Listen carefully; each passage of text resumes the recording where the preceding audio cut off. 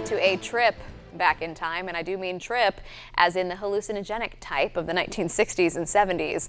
Some of the country's top psychiatric researchers are now turning to those same drugs to help their patients today. Tom Costello reports.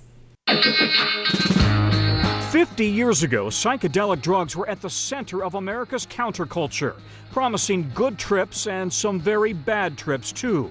Today, the DEA restricts psychedelics as Schedule I drugs with no currently accepted medical use and a high potential for abuse. But Pierce Chapin believes they saved her life. It was very profound. It was very refreshing. For more than a decade, Pierce struggled with severe depression, even considering suicide.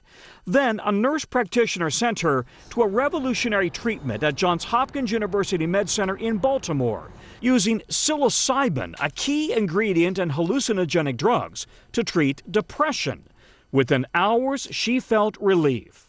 I was really happy. I was seeing things a lot differently for the first time in a long time since childhood. Program coordinator Mary Cosimano showed us the couch where patients take a single pill. This is the session room. This is the session room. Then spend 6 hours listening to music with their eyes closed, closely watched by staff. And then we put a blanket over them, just kind of tuck them in to make them feel safe and comfortable and cozy.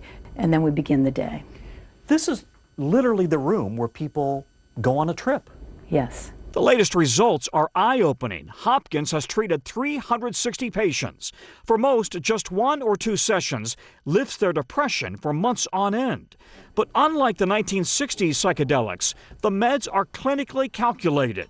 Are you encouraged, excited by what you've learned so far? Oh, I think there's nothing more interesting that I have done in my almost 50 years of doing clinical pharmacology research.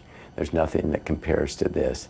The research suggests psilocybin reduces the brain's response to negative emotional stimuli. On the left, a brain before treatment. The amygdala is bright red. After treatment, it's far more muted. And this before and after scan showing far more connectivity in the brain after treatment. And they have this feeling of hope that they've never had before, this feeling of worthiness that they have never had before. But the trip can also be terrifying. It can be one of the most fearful feelings, like you're going to die, feeling like if you do let go, that you're going to go crazy. But when it's over, an overwhelming feeling of relief. People will have experiences that they feel are really profoundly meaningful to them and to which they attribute enduring long-term changes in positive attitudes, moods, and behavior. For Pierce Chapin, it's meant a whole new life. After just 2 sessions, she's been depression-free for 18 months. It's amazing. I want to wake up every day. I feel like my life has meaning to it.